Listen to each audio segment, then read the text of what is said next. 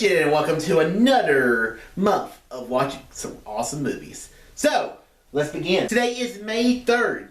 The first movie I'm watching is The Intern. I'm watching this because Anne Hathaway is in the new Them Wears Prada 2. She was in the original. I have not seen that movie yet. I plan on watching it because I heard the second one's pretty good. So I'll probably check that movie out, see if I even want to see the second one. But The Intern is this great little funny film where you have Robert De Niro, he's the intern. You have Anne Hathaway, she owns this fashion company online. He goes to work for her, and he kind of slows her down, and they kind of build this really good friendship. I've seen this movie about 3 or 4 times. Every time I watch this movie, I laugh. It's funny. You get a little emotional towards it a little bit, and like the heist scene when they're all like characters from the their co-stars, the actors from Ocean's 11 is hilarious, and just everything about this movie is it just feels like a really nice warm hug. And yeah, I think The Intern's a great film. Really good way to start out the month of May. Today is May 10th. Today I decided to watch Bourne Supremacy. Carl Urban's in a new movie this weekend, Mortal Kombat 2, which actually get decent reviews. I might check that out. Basically, this is the second movie of the Bourne series. She had never seen the first. She's seen the first Bourne movie a year or 2 ago. I can't remember when we watched it exactly. So this was a good time to watch Bourne Supremacy. Even though Carl Urban's a very small role in this movie, he's still in it. Really enjoyed this movie. It's a great follow-up to the first Bourne movie. I think it's a great action piece. There's just so many great action scenes going on. Matt Damon carries the role pretty good, and just to seeing all the corruption in the CIA, and you bring in this new girl, Pamela Langley. She is trying to, or Pamela Clayton, or whatever her name is. She is trying to figure out a little bit of stuff about the Treadstone stuff, and did Jason Bourne mess up with her investigation. Very interesting movie, and also you kind of unravel a lot of Jason's first kill, and it really goes full stream into the third movie, which I don't know when we'll see that, but we look forward to it when we do. Alright, so today is May 12th. This is not technically a movie, but in preparedness for Mandalorian and Grogu coming out next week, I've been watching all of Mandalorian for the last couple of months. I have it on physical media on Blu-ray, and I'm still working on through Mandalorian, but there's a show in between Mandalorian, and that is the Book of Boba Fett. Not the best Star Wars show, but basically halfway through the season, it becomes Mandalorian season 2.5. You really can't watch Mandalorian season 3 without watching Book of Boba Fett. So, I have to say, there's some, the first couple episodes of the show is good. I liked how it shows how he gets out of the Sarlacc pit. I like how he becomes a member of the tribe. But then there's some episodes that are really horrible, like when we introduced the Power Rangers of Tatooine, is what I like to call them, with the bright-ass color speeders, was hard to watch. I've seen it this is my 3rd time watching Boba Fett. I don't know if I'll make it another time through Boba Fett, to be honest with you.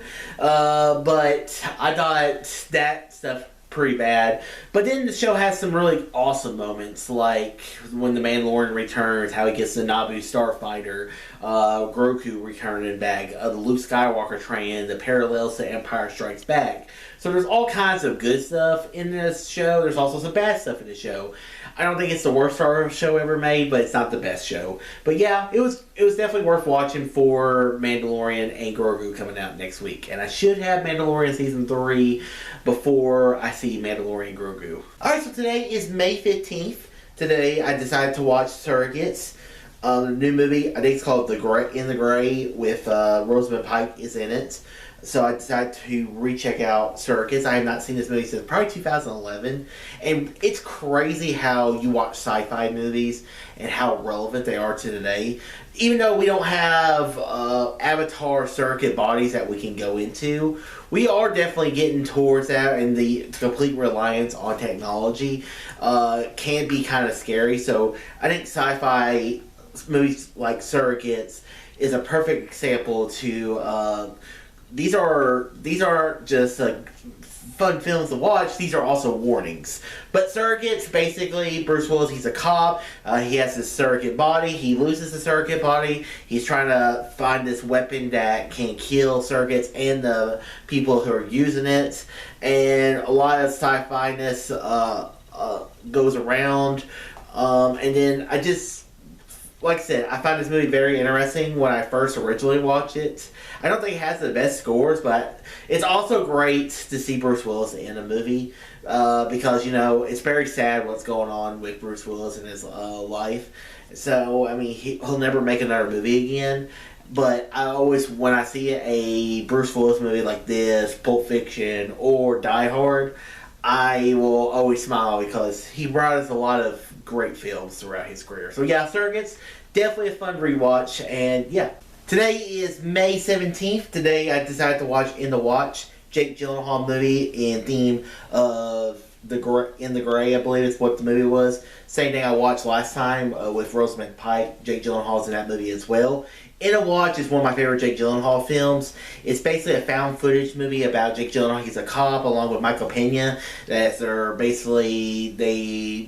patrol LA crime basically, and then they get kind of involved with the cartels and a lot of the Mexican gangs that goes on in this movie. And then just some of the vivid scenery you see is like, you're like, oh my god, I hadn't seen this movie in like over 10 years. And I remember watching it originally, I was like, man, that was a really good movie. And so this was one I've been wanting to recheck out for a long time. And just the chemistry between Jake Gyllenhaal and Michael Pena is incredible. Like I said, the vivid scenes, the gunfight, especially the end of the movie, you're just like, what the hell is going on? And it's like, it's very powerful towards the end. So overall, In a Watch, fun rewatch. I don't want to say fun rewatch. I guess a really good movie because you're just like, because some cops are. I know we're war on cops are right now, but at the time of this movie, and what some cops deal with day to day is you're just like, holy crap, dealing with some of these criminals. So yeah, In a Watch, great film. If you have not checked it out, I highly recommend it. All right, so today is May 20th. I have finished watching Mandalorian seasons 1 through 3. I bought this collection like a year or so, maybe a year and a half ago. And I was like, this is a really sweet collection. It has all 3 seasons of Mandalorian on physical media. Mandalorian Grogu comes out tomorrow. I am very much looking forward to Mandalorian Grogu. Even though I've already saw some reviews, it's not... It's probably going to be as good as I expected it was going to be honest with you, because I wasn't that looking forward to the movie. But it is Star Wars, I had to see it. But Mandalorian series was great. I mean, first 2 seasons of the show is really good. My favorite season 2. I think there's only like 1 episode that's weak in season 2, and even that episode is not that bad. But all the Luke Skywalker stuff from Grogu finding his way, Ahsoka joining the fray. Season 3 for me is the weakest part of the show, and that's just because I feel like they could have done a different story. I would have preferred to see a little more of a King Arthur story. I mean, the Darksaber. I mean, it's basically Excalibur. I mean, there was so much more potential they could have done, and they changed the lead of the Mandalorian show from Din to Bo-Katan, which is fine. I would have preferred Din being the main star. I feel like they changed the story midway through, and that's kind of my issue with season 3. Season 4, I think the end of season 3 does a really good job of setting up season 4, or that's what I like to call the movie, which we'll see how that works out. So overall, Mandalorian season 1 through 3 was a fun rewatch. Girlfriend really enjoyed it. She really likes Grogu. Every time she's like, "Oh, look at the full baby," and so she liked it. I liked it, and this is the way. Alright, so today is May 24th. Today I decided to watch the movie Galaxy Quest. Sigourney Weaver is in the new Mandalorian Grogu, which I highly do recommend checking out. And I was like, hey, let's watch Galaxy Quest. I just recently bought this movie, I think at the end of last year. And I've only seen the movie once, and I want to rewatch it. So basically, your basic premise of Galaxy Quest was you have the show Galaxy Quest, which is kind of like a Star Trek show, and these aliens see the the historical footage, not realizing it's actually a TV show. And so this cast gets seducted, and they pilot a ship very similar to what the Enterprise would be. And then you have a comedic adventure and a very enjoyable film. Like I said, I'm really a big fan of Star Trek, and all the little Star Trek nods to it was very interesting. I even like the whole stuff with Tim Allen, as he's the cockier character and no one really kind of wanted to be around him. And then you have everyone else was trying to, was wanting to get some more center stage, but no one could really compete with Tim Allen's character, which is very similar to Captain Kirk in the original Star Trek series. Overall, I really enjoyed rewatching Galaxy Quest. Girlfriend liked it. She didn't like it. I don't really know. She kind of laughed at some of the stuff, but it's kind of hard to take it seriously for her when it comes to Star Trek type stuff. So I enjoy Galaxy Quest. I would definitely rewatch it again one day. Alright, so today is May 30th. Today I decided to watch Tangled. Mandy Moore is in a new movie this weekend. This is the only Mandy Moore movie I have. I'm kind of surprised my girlfriend does not want to walk to remember, because I might have chosen that movie. But we're watching Tangled instead. So Tangled basically came out in 2000 and I believe it came out in 2010, 2011. This was the film that really revived for me Disney animation, because in the 2000s, really there's only a couple films that were decent.